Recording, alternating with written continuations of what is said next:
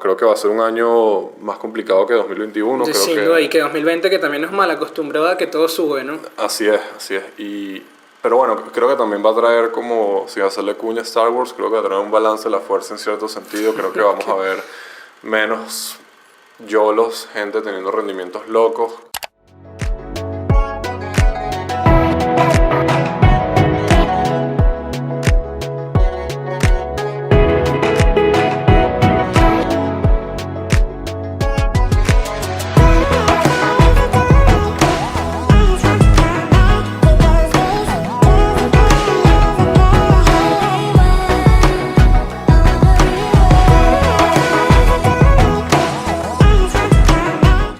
Este podcast es traído a ustedes por Value, educación financiera para jóvenes entre 10 y 19 años, en su escuela, con más de 15 colegios y 4.000 estudiantes que ya aprenden con nosotros y aumentan sus probabilidades de tener una mejor calidad de vida. Para conocer más detalles, visita nuestra página web myval-u.com. Bienvenidos a un nuevo episodio de Networking de Ideas. Hoy vamos a hablar de un tema súper importante para arrancar el año, que es expectativas de inversión en este 2022. ¿Qué opinas de este tema, Andrés? Bueno, encantados, pero también ha sido un 2022 un poco turbulento, arrancado sí. un poco complicado. Pero bueno, antes de arrancar, como siempre, queremos escuchar sus opiniones. Si están escuchando desde YouTube, aprovechen y utilicen los comentarios y respondan a la pregunta de esta semana, que es: ¿qué clase de activos consideran van a tener un mejor desempeño durante este 2022? ¿Serán las acciones? ¿Serán los bonos? ¿Las criptomonedas? ¿Metales? ¿O cualquier otro? Coméntenos. Y bueno, Andrés, vamos a arrancar directo entonces con el episodio del día de hoy. Vamos a tener que hacer un poco de predicciones, ¿no? De cierta manera, con base a nuestras expectativas. Y creo que las predicciones no suele ser algo favorito de nosotros, ¿no? Sí, a mí me gusta hacerlas, pero siempre con un grado de posible error, ¿no? Es como que, bueno, yo espero que esto pase, pero nunca es como que esto va a pasar. Y creo que cuando alguien hace eso, creo que va a terminar mal casi siempre. Te dice mucho de la persona, ¿no? Sí, las predicciones. Sí, porque la certidumbre creo que es algo que no es común en las finanzas y mucho menos en los mercados. Eso es bueno, y eso es una buena reflexión que estamos antes de arrancar con todo este tema de expectativas, que en las finanzas paga más el manejo de escenarios. Exacto. Que simplemente tener esto va a pasar y ya, porque bueno, estamos en un mundo incierto, ¿no? Decía Yogi Berra, beisbolista Hall of Famer, que las predicciones es un negocio difícil, especialmente las que vienen hacia el futuro. Entonces hay que tomar eso en cuenta, ¿no? Entonces bueno, creo que antes de eso, de decir qué va a pasar este año, vamos a ver un poco qué pasó en el 2021, ¿no? Vamos a ponernos en contexto, entender cuáles fueron esos rendimientos, y ahí también nos van a decir por qué es tan difícil predecir, nada más analizando esto. Entonces bueno, primero 27% de rendimiento en el S&P 500, que normalmente se suele tomar como el mercado, ¿no? Cuando hablamos del mercado. Impresionante, ¿ok? 27% es algo que no pasa todos los años. Recuerden que el promedio del mercado es aproximadamente 8%. Estamos diciendo que hizo casi más de 3 veces el promedio histórico, ¿no? Y además, no solo eso, porque tú puedes hacer mucho rendimiento, pero esto es lo más importante. La máxima caída fue de 5,2%. Nada, prácticamente. O sea, nada para el 27%. Nada. Es absurdo, de verdad. ¿Cuántas cripto, por ejemplo, que tienen este tipo de rendimientos diarios, qué volatilidad no tienen? Sí, y además que 5% ni siquiera es que hubo corrección. O sea, el año pasado no hubo ninguna corrección, entonces... Correcto, tal cual. Es algo absurdo, no solo el alto rendimiento, sino que la volatilidad fue muy baja. Hace más fácil que holdear, como suele decirse. Sí, es verdad que al final de año cerramos con cierta debilidad, especialmente en algunos sectores, como fue tecnología. Bueno, vimos el Nasdaq claramente con peor desempeño que el Dow y el S&P. Y especialmente ese último trimestre, donde bueno, cerramos con 50% de las acciones del Nasdaq que están por debajo 20 o más desde sus máximos. Es así. Y bueno, y si vamos más a lo específico, que es la parte de growth, como se le dice, o hyper growth, que son estas empresas que están muy de moda, crecen full rápido, y bueno, está de moda creo que por razones ciertas. Claro. Y creo que de eso vamos a hablar un poquito más adelante. También súper golpeado. Pero bueno, por otro lado, tuvimos récord de IPOs, tanto en cantidad como en el dinero levantado en estos IPOs, porque bueno, obviamente un mercado caliente hace que las empresas quieran salir a bolsa, pero bueno, lo estábamos conversando antes. Muchas de estas empresas no han tenido buenos rendimientos. Puedo nombrar un par por ahí, Nubank, Coursera, que post IPO no les ha ido muy bien. Y bueno, por supuesto también lo que hablamos de las SPACs, muchísimas SPACs, fue el año en el que más plata se levantó en SPACs. Creo que ya nadie está hablando tanto de SPACs porque los rendimientos han sido terribles, pero sí, fue un año fuerte también para eso y de hecho tenemos un episodio de SPACs, así que les dejamos el link para los que están viendo desde YouTube aquí arriba. Si ni siquiera saben qué es SPAC, sí, échenle un ojo, ese episodio. Súper bueno y súper interesante porque además también probablemente bueno, creo yo, este año... Ahorita vamos a hablar de eso, pero creo que va a ser un año más lento para esto, sobre todo si las políticas monetarias cambian. Y bueno, irónicamente, en relación al 2020, el mejor sector, ¿sabes cuál fue? Sí. Fue el petróleo. Que fue el peor del 2020, es decir, energía. ¿Te acuerdas del petróleo negativo en abril 2020? Sí. Fue terrible y bueno, y creo que eran pocas las personas que apostaban por el sector de energía en el 2021 y creo que les fue bastante bien. Exageradamente. Y por otro lado, bueno, obviamente vamos a hablar de cripto. 66% para el BTC. Tranquilazo. 3 veces el S&P, pero bueno, obviamente cuando vas a la parte de la volatilidad y los drawdowns ha sido muchísimo. Creo que hasta 50% tuvo de caída. Sí, sin duda. Cuando vimos esa caída de 60 hasta altos 30. Casi llegó a 70. Exacto. Sí, altos 30. Bastante volátil, pero bueno, ha sido el comportamiento de esta clase activa normalmente. Uh-huh. Y otras cosas que no hablamos, que también para ponernos en contexto, es que yo te diría que el 2021 fue un año bizarro. Y tú me dices, ¿por qué bizarro? Bueno, porque tú agarras las acciones y tú dices, ¿cuáles tuvieron mejor rendimiento? Y te aparecen AMC, te aparece GameStop y tú dices, bueno, ¿qué está pasando acá? Y luego dices, bueno, vamos a ver las cripto con mejor rendimiento. Quitamos a Solana, que bueno, sí es un proyecto serio, por así decirlo, y, o un proyecto con fundamentos, la verdad. Y el mayor rendimiento la tuvo Shiba Inu, Dogecoin. Entonces, ¿quién iba a pensar que, bueno, este año fuera tan loco y fuera ese sector meme, que es esta cantidad, lo que te dice eso es un comportamiento que pasó en el mercado, que hay una cantidad de personas del retail que desde el 2020, con el estar en casa y con estas nuevas opciones de poder invertir mucho más fácil con Robinhood, etcétera, están poniendo su dinero en este tipo de vehículos, ¿no? O hay algo más oscuro por ahí pasando por atrás también. También, pero bueno, eso ya queda como para especulación, sí. Tal cual. Otra cosa también que hablaste de los IPO, que no solamente hubo mayor cantidad de acciones nuevas en la bolsa, sino que el récord en cuanto a su rendimiento. O sea, si tomamos todas estas acciones nuevas o con menos de, digamos, 4 o 6 meses en salir al mercado, porque bueno, las que salen al último trimestre del año, y saca su rendimiento que tuvieron, ese espacio que estuvieron en la bolsa, el promedio fue menos 10%. O sea, tú hubieses comprado cualquiera de estas empresas nuevas que normalmente suelen tener muy buen marketing, que es el problema, porque llegan muy fácil al retail, al inversor, y hubieses perdido el 10%. Imagínate. Entonces, de hecho, hay un buen libro por ahí que tú siempre recomiendas, ¿no? De los IPO. Sí, que es el Light Trade Cycles. Sí, de hecho yo tengo Coursera y me ha ido súper mal. Creo que la empresa está ejecutando bien, pero es eso. Obviamente, mercado caliente, los IPO... Pero es que hubieses comprado cualquier otro IPO y te hubiese ido igual. Entonces, ya es un tema, ya no es el riesgo, como le solemos decir, cuando es el riesgo individual, que es el riesgo idiosincrático, que es el riesgo que tiene esa empresa por sí sola, sino un riesgo del sector. Sí, hay un par de buenos que me vienen a la mente. Por ejemplo, Roblox está positivo porque Roblox salió más o menos a 60, está como en 80, llegó a 120. Y bueno, Palantir salió en $10 y llegó hasta en 40 y después ahorita está como en 15, pero... Claro, pero Palantir salió el año pasado. Sí, en 2020, perdón. Tienes razón, Palantir es 2020. Sí. Ok, y bueno, vamos allá a hablar de qué puede pasar en 2022, ¿no? Cuéntame. Yo creo que lo primero que hay que analizar acá, que es que a largo plazo, uno de los factores más importantes en el mercado de acciones, en el S&P, sobre todo si queremos hablar de un índice más específico, es las expectativas de crecimiento que tiene asociado. En el 2020 sabemos todo lo que pasó, un año muy difícil, y 2021, cuando entramos en 2021, los analistas están esperando que las empresas de ese índice en promedio iban a crecer 50% casi sus beneficios. O sea, iba a ganar 50% más. Claro, el 2020 era un año, digamos, malo. Complicado, sí. Pero era una expectativa demasiado alta. Era totalmente recuperación. Este año tenemos una expectativa de crecimiento del 9%. O sea, ya hay que primero poner eso. Mira, aquí ya sabemos que el crecimiento va a ser mucho más bajo. Claro, obviamente es difícil comparar con 2020. Pero sin embargo, ¿qué es positivo de esto? Que ese 9% sigue siendo sigue siendo el doble que el promedio que habíamos tenido antes de la pandemia, que era 5% que creció anualmente los beneficios, ¿no? Entonces, bueno, sigue siendo positivo, pero debemos esperar menor rendimiento simplemente porque hay una menor expectativa de crecimiento. Obviamente. Así de simple. ¿Qué otras cosas pueden suceder? La reversión a la media, que es ese fenómeno que pasa, que discutimos con el tema de energía, con el tema del petróleo, un año negativo, un caso casi que único, y luego ser el mejor.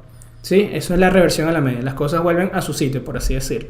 Y bueno, yo creo que va a seguir pasando con otros sectores que no se han terminado de recuperar desde la pandemia, esos sectores que han quedado olvidados. El tema de finanzas, sí, bueno, el tema de los bancos se recuperaron.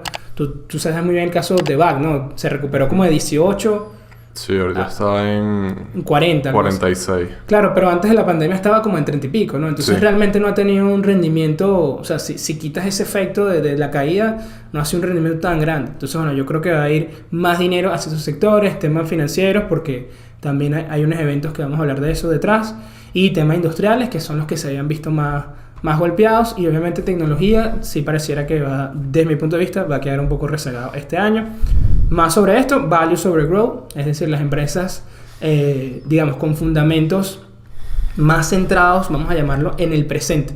Sí, Coca-Cola, Google, Facebook. Normalmente cuando nosotros compramos esta empresa, aunque bueno, Google y Facebook son una sección porque igual crecen, pero normalmente cuando compramos estas empresas, Berkshire Hathaway, por ejemplo, es por lo que están haciendo ahorita. Sí, y el track record que tienen, ¿no? Estas empresas ya al precio que podemos comprar ahorita vale la pena por lo que están haciendo ahorita. Growth son las empresas que al precio que nosotros estamos comprando hoy, por lo que está haciendo la empresa hoy en día, no vale la pena. Estamos comprando por lo que puede llegar a ser esa empresa en el futuro. Ese tipo de empresas, para mí este año lo va a ver muy difícil. Ya empezó bastante complicado este primer mes. Y además, le sumas el efecto de que esas empresas necesitan emitir acciones para hacer caja. Es decir, ellos venden al mercado sus acciones para poder invertir en sus proyectos. El mismo Palantir lo hace bastante para seguir expandiéndose en otros países. Y a medida que baja el precio de las acciones, tu efectivo va a ser menor. Así que bueno, yo creo que hay mucha presión sobre este tipo de acciones, no solo de crecimiento, sino las que necesitan desvender sus propias acciones para generar caja. Ahí tuviera cuidado. Y bueno, algo que yo te comentaba antes, digamos para finalizar este punto, es que en febrero de 2021 vimos como muchas acciones de crecimiento, de estas que estamos hablando, marcaron un máximo, y yo te decía, mira, muchas de estas acciones probablemente no van a volver a esos máximos en mucho tiempo. Sí, pasó con Zoom, pasó con Peloton, pasó con muchas de este tipo de acciones, y yo creo que eso va a pasar también en el mundo cripto. Hay muchas de estas cripto que ya marcaron un máximo que lamentablemente en mucho tiempo no van a tocar por el tema de liquidez. Sí, estoy 100% de acuerdo. De hecho, cuando baja a las caídas o a los drawdowns desde máximos que ha tenido la mayor parte de growth, ves unos números que son horripilantes, que sí, son mínimo 80, 70, 60 y son todas. Pero bueno, al mismo tiempo, obviamente el que la agarró bajita, bueno, igualito seguramente le sacó plata, ¿no? El tema es cuando compraste en el top que bueno, imagínate, yo compré lejos de comprar en el top y tengo acciones que están 40% abajo, pues. Imagínate. Son posiciones pequeñas, pero bueno, es eso, ¿no? Creo que los que compraron el top están un poquito más complicados. Creo que algunos elementos claves, que es la otra cosa que vamos a tocar, a los cuales hay que estar atentos para este nuevo año. Creo que son más o menos los mismos de los que se ha venido hablando desde el cierre de lo que fue el año pasado. El primero es, bueno, más allá de la reducción del balance de la Fed, que obviamente hay que estar pendiente. En mi punto de vista, yo no creo que vayan a reducir como tal el balance de la Fed pronto, pero sí va a bajar el QE, es decir, probablemente no se va a expandir a la misma velocidad que se expandió el año pasado. Y bueno, cuando yo no soy banquero central, aspiro tal vez algún día a hacerlo, pero esas pequeñas cosas van afectando la economía y el mercado se anticipa a todo eso, y de hecho es lo que está pasando. De hecho, hace poco, creo que lo comentábamos en privado, salió uno de estos reportes de la Fed y básicamente fue súper negativo, pero como que el mercado no reaccionó tan mal porque ya estaba todo price in en cierta manera, cosa que el año pasado si hubiera salido hubiera tumbado mucho más el mercado. Por otro lado, bueno, obviamente aumento de las tasas de interés, porque como sabemos la inflación está horrible en Estados Unidos, horrible históricamente hablando, está bastante alta, y bueno, eso hace que lo que es la Fed aumente las tasas de interés para poder controlar obviamente la inflación, porque si no la inflación se va hacia las nubes. Claro. Y el aumento de las tasas de interés, aunado a lo que decías tú, Ramón, eso es algo que beneficia claramente a lo que es el sector banquero, obviamente a los seguros. Son sectores que ¿Cobras más por los préstamos? Sí, básicamente porque el dinero, que es la materia prima de los bancos, es más caro y le pueden sacar un mejor rendimiento, y a los seguros porque, acuérdate que los seguros, las primas que ellos captan, tienen que invertirlas a bonos, sobre todo, y bueno, obviamente... Y depósitos también. Depósitos, todo eso se benefician más. De hecho, si tú ves los rendimientos de las compañías de seguro con las inversiones que tenían, era patético absolutamente, porque obviamente las tasas estaban súper, súper bajas. Claro. Y bueno, yo te voy a comentar algunos sectores que... Sí, con base a esto, ¿ves algo que te llama la atención para este año en específico? Yo creo que, bueno, es eso. O sea, el sector financiero, que por cierto hoy Goldman Sachs reportó y creo que le están dando con todo para abajo. No sé si te habías fijado, está como 8%. No lo vi. Está como menos 8%. Wow, eso es demasiado para esa empresa. Sí, que no se mueve tanto. No, yo creo que... O sea, yo creo que la Fed... Yo no soy experto ni sigo tanto a... digamos, la política monetaria en general del mundo. Tú no usas tampoco muchos indicadores macro. Yo no uso tantos indicadores macro, pero bueno, es más o menos la lectura que yo le doy, es por lo que veo, es por lo que he visto en el mercado inmobiliario, etcétera. Yo creo que por un lado, acuérdate que también que la política económica es algo que al final no es solamente económico, es algo también que es social. Entonces tú tienes una población, sobre todo en Estados Unidos, que está muy acostumbrada a tasas bajas, está acostumbrada inclusive a los subsidios de los que vienen de la pandemia, y tú no puedes cortar eso de un golpe. O sea, yo sí creo que va a haber una transición hacia la normalidad, que va a hacer que obviamente la inflación se empiece a controlar, pero no va a ser de golpe, porque si no puedes literalmente quebrar muchas cosas. Yo creo que va a ser poco a poco, y bueno, en ese sentido el mercado se va a ir ajustando. Lo que ya decíamos, las empresas value, tal vez growth, las valoraciones van a bajar. Yo creo que esto va a tener un efecto también en lo que es el mundo de venture capital y de startups. Al final del día, un early stage startup es básicamente un late IPO, pues, o sea, es una empresa que va hacia allá, y si obviamente las valoraciones de los IPO y las valoraciones de las compañías públicas empiezan a bajar en tecnología, obviamente eso va a afectar también lo que es las startups y el mundo de venture. La pregunta es qué tanto va a afectar, por ejemplo, el apetito de riesgo de los fondos. Yo creo que igual todo va de plata y va de todo, pero sí creo que las valoraciones van a ser un poco más bajas, claro. Más bajas, pues. Pero digamos, ¿ves algún sector? Si alguien te dice, mira, yo necesito colocar este dinero, ¿en qué sector me recomendarías, por ejemplo? Bueno, porque aquí no damos recomendaciones. Yo no recomiendo nada porque no soy asesor, pero de hecho en el encuentro que tuvimos en Networking Ideas hace poco, yo hice una pequeña charla de justamente esa pregunta. Buenísimo. ¿Puedes compartir también la presentación? Sí, podemos darles la presentación para que la persona los que quieran descargarla. Está súper sencilla, son puras imágenes en verdad. Pero sí, mira, yo creo que mi respuesta va a ser la misma en el 2022, 2023, 2024, 2025. Okay. Yo creo que lo mismo que ya les he dicho, la inteligencia artificial creo que va a tener un papel fundamental en todas las industrias. Creo que es un TAM, un mercado que solamente va a crecer más allá de que haya menos liquidez, haya lo que tú quieras. Igual, simplemente para mí la oportunidad es demasiado grande en todos los sectores, en todo el mundo.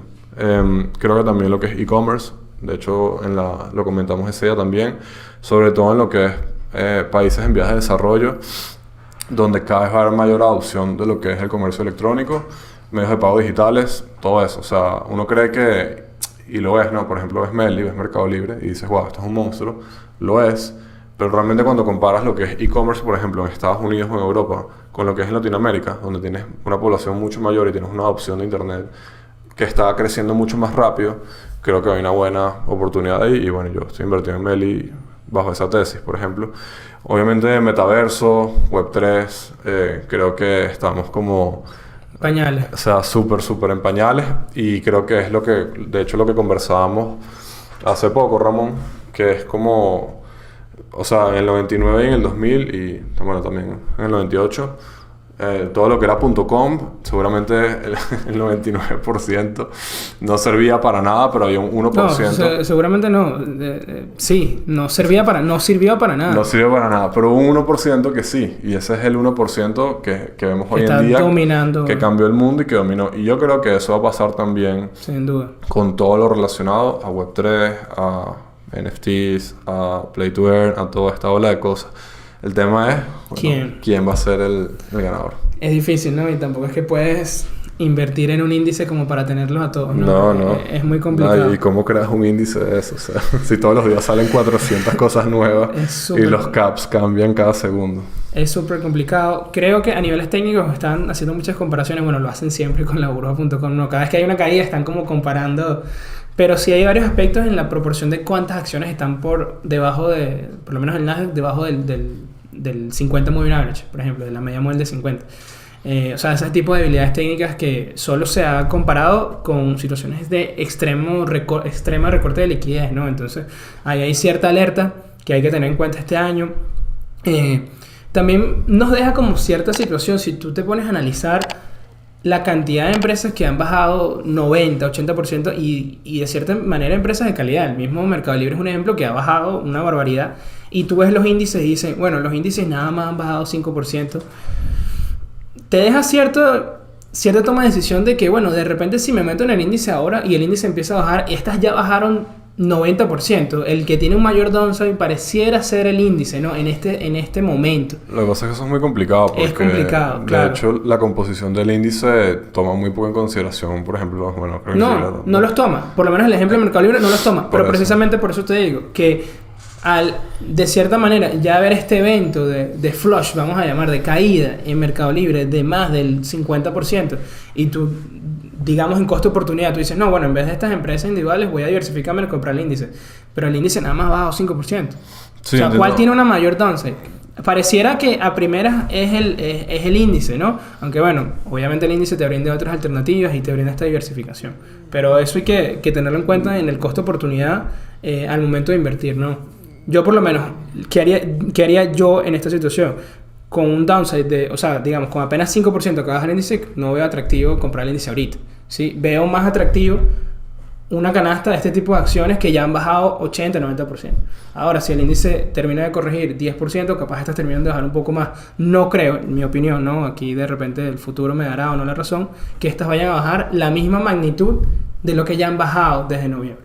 ¿Okay? Sí, estoy de acuerdo. Lo que pasa es que también al final del día, como lo hemos hablado y como lo dice Minervini, y todo lo que es stocks se mueve por los grandes fondos. Entonces obviamente ahorita, y es obvio, hubo una gran limpieza y una venta en masa de estas acciones, pero así como la hubo, quién sabe si tal vez a final de año se revierte la cosa, entonces ahora hay una compra masiva y estas acciones que tienen un beta alto, como dices tú, son las que pueden rebotar más. Yo no veo tanto los índices cayendo feo, ojalá esté en lo correcto y ojalá no me equivoque, pero bueno, pero puede haber una corrección de 10% en cualquier día, digo, cualquier semana, pero no sé, o sea, yo no veo, ¿cómo te digo? Yo creo que si la Fed la maneja bien y la surfea bien, como pareciera que hasta ahora lo está haciendo, yo no veo una crisis como la que vimos en el ya ves que ha perdido mucha credibilidad con el tema de la inflación transitoria. Bueno, pero ahí está, pero el mercado sigue ahí, pues, o sea, todavía no había ningún crash, pues, y las tasas siguen ahí, todo el mundo tiene su mortgage y tiene su cosa, entonces está ahora todo, en teoría todo va bien, pues. Claro, pero digo, ha perdido credibilidad en cuanto a que ellos dicen, voy a hacer esto, pero ya estás tarde, porque tú habías dicho que esto era transitorio, ¿no? Entonces, bueno, eso también puede traer cierta negatividad al mercado. No lo hemos visto, ¿no? Pero sigue la historia. Pero al final del día es lo que te digo, la Fed no es un brazo nada más económico, es un brazo político. Y ya sabes tú qué es lo que pasa internamente, con tal de que no tumben el mercado y estoy tranquilo. Pareciera que hay ciertos intereses, ¿no? Sí, así es. ¿Qué aspectos ves bueno para este año? Ya hablamos bastante de lo negativo, hay que ver lo positivo. También, eso que antes de entrar, digamos, elementos más específicos, eso que tú hablas es importante de esta venta masiva, que no había discriminación. Es decir, si una empresa es de tecnología, la vendieron y ni siquiera analizaron sus fundamentales. Menos la Big Tech. Las Big Tech todavía también se han vendido. Sí, también se han vendido. Pero todavía no están... Claro, comparado con eso. Pero va a haber una oportunidad. Hay muchas de estas empresas de tecnología de crecimiento que ya generan caja, que ya están recuperando sus acciones, que no solamente es growth, sino ya también tienen ciertos fundamentales importantes. Entonces, bueno, los growth sí tienen fundamentales, no, pero digamos, ciertos fundamentales importantes en el presente. Entonces, eso para mí va a ser una oportunidad grande. Es decir, ver esas empresas que han sido simplemente, esto es tecnología, vamos a venderlo, lo discriminaron. No, vamos a poner esos casos que esto no es igual que los demás. Entonces, no es lo mismo una empresa como Peloton, que está en cierta crisis, a una empresa como Zoom, ¿no? Si evalúas los fundamentales, a pesar de que estén en el mismo sector, son mundos distintos. Entonces, bueno, creo que va a haber una gran oportunidad en este tipo de situaciones donde una empresa se está vendiendo simplemente porque está catalogada como growth o como tecnológica y tuvo esta venta masiva. Sí, solamente por el sector. Entonces, esto va a ser una gran oportunidad en 2022, en mi opinión. Y bueno, así en sectores... yo creo que, como decía antes, se va a dar mucha reversión en la media. De repente, para este año específico, va a haber muchos trades de estos sectores durante todo el año. Y bueno, a largo plazo, obviamente, yo creo que es difícil irle en contra de la tecnología. Además que la tecnología es una calle en un solo sentido. O sea, no volvemos para atrás. Una vez que sacamos los smartphones, no vamos a volver a los teléfonos analógicos. O sea, una vez que empecemos a adoptar estas tecnologías de NFT, lo que tú dices, no vamos a ir hacia atrás. No vamos a dejar de usarlas. Entonces, bueno, eso hay que aprovecharlo. ¿Cuáles son los aspectos positivos que específicamente 2022? Que bueno, vamos a poner el único caso de Tapper que pasó en 2015, que bueno, trajo consigo rendimientos bastante pobres en las acciones, hay que admitirlo. Ramón, explica brevemente qué es el Tapper o el Taper. Bueno, nada, simplemente la Fed reduce la compra de los activos, ¿no? Que es su manera de imprimir dinero. Que empiezan a comprar activos, y por eso dicen lo que tú hablabas del balance de la Fed, es bueno, cuántos activos están comprando, ¿no? Cuántos bonos del tesoro, o bueno, inclusive llegaron a comprar con el tema del COVID deuda privada, ¿no? Entonces, bueno, estas ventas se van a ir reduciendo y cada vez ese incremento va a ser menor hasta el punto que puedan hasta reducirla a venderlo. Entonces ya hay inclusive menos liquidez, ¿no? Hay menos comprador. Y el comprador más importante, ¿no? Y bueno, en 2015 empezó en 2013, 2014 con el tema de la crisis financiera del 2008, que empezó el QE y terminó, y como les digo, en 2014, 2013. Y bueno, en 2015 tuvimos como que el full año ya con el efecto del Tapper. Fue un año malo para las acciones, por así decirlo. Tuvimos una volatilidad bastante alta, de más de 2 dígitos desde máximos a mínimos, pero realmente terminó cerrando menos 1%, menos 2%, algo bastante pequeño. Pero bueno, para lo que venía siendo 2013, 2014, que habían sido doble dígito positivo, obviamente tú lo ves y es terrible. Pero ¿qué pasó en 2016 2017? Bueno, fueron años buenísimos. Hasta que en 2018 el tema de trade con China, no sé si te acuerdas. Sí, claro. Que fue complicado. El último trimestre, de hecho. Exactamente, fue complicado. Pero esto nos da una buena señal. Es decir, que cuando pasa todo ese ruido, nos demuestra que, bueno, 2016 2017 siguieron teniendo desempeños muy buenos. Lo que puede llegar a pasar 2023, 2024, ¿no? Ojo, la historia no siempre se repite, pero rima, ¿no? Y bueno, lo más importante sigue siendo la economía, ¿no? Que si el Tapper, ¿no? O sea... Y la inflación, ok, porque bueno, viéndolo históricamente sí es peligrosa, especialmente porque se ha cambiado la manera en que se mide la inflación, Andrés, esto es importante. Si se midiera la inflación como se hacía en los 80, fuera de 15%. Entonces, bueno, sí hay cierta alarma, pero, oye, ya esta es una situación que ha pasado antes. Estados Unidos puede manejarla, ha tenido periodos de inflación altas y lo supo manejarlo, supo controlarlos.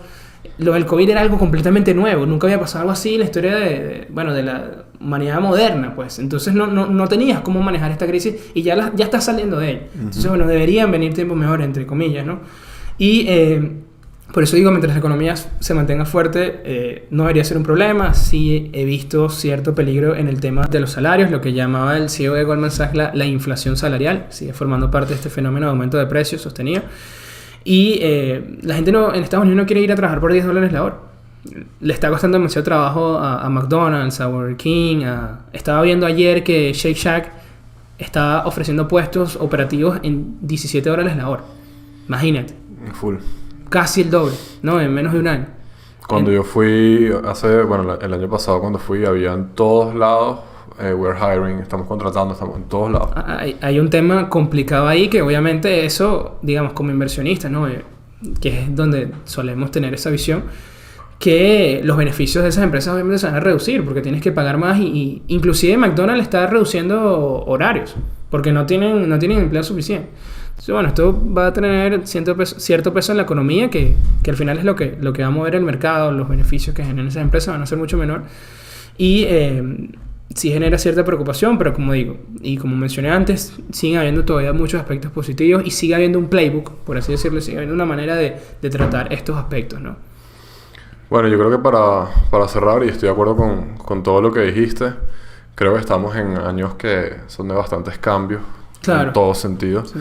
No voy a caer en el tema político, pero bueno, me da risa como la campaña de Biden era como que la inflación, y entonces ahora él es el que está viendo la inflación, y entonces ahora dice que esa... Entonces, es complejo, es bastante complejo. Ahora dicen que la inflación no es mala. Sí, ahora no es mala, entonces es bastante complicado y complejo, valga la redundancia. Y creo que inclusive para uno que está como... no vive en Estados Unidos y está afuera, y creo que para la gente que está allá también es bastante Complejo, pero bueno, eso, yo creo que con eso cerramos. Creo que va a ser un año más complicado que 2021. Sí, sin duda, y que 2020 que también nos mal acostumbrado a que todo sube, ¿no? Así es. Pero bueno, creo que también va a traer como, si va a hacerle cuña a Star Wars, creo que va a traer un balance de la fuerza en cierto sentido. Creo que vamos a ver menos yolos, gente teniendo rendimientos locos. Y creo que algo que, para cerrar, creo que va a ser una buena prueba, de nuevo, para las criptos, específicamente para el Bitcoin, de ver qué tanto, si existe una verdadera corrección del S&P, qué tanto se va a proteger contra esa caída el BTC y las criptos, ¿no? Porque lo que hemos visto es que la correlación es alta, cada vez que el mercado cae. Está altísima desde noviembre. BTC cae, entonces, y si cae BTC, bueno, cae lo demás, entonces, en verdad, lo que tienes es un activo que tiene un beta bastante alto, pero que en verdad, cuando tienes una correlación tan alta, es básicamente, o sea, no te protege. No solamente es que no te protege, sino lo que estás es más expuesto contra la misma dirección que tiene el mercado. Entonces, no es un asset class diferente como lo puede ser tal vez otros, ¿no? Como por ejemplo la plata, que creo que ha estado subiendo, y otros metales, por ejemplo.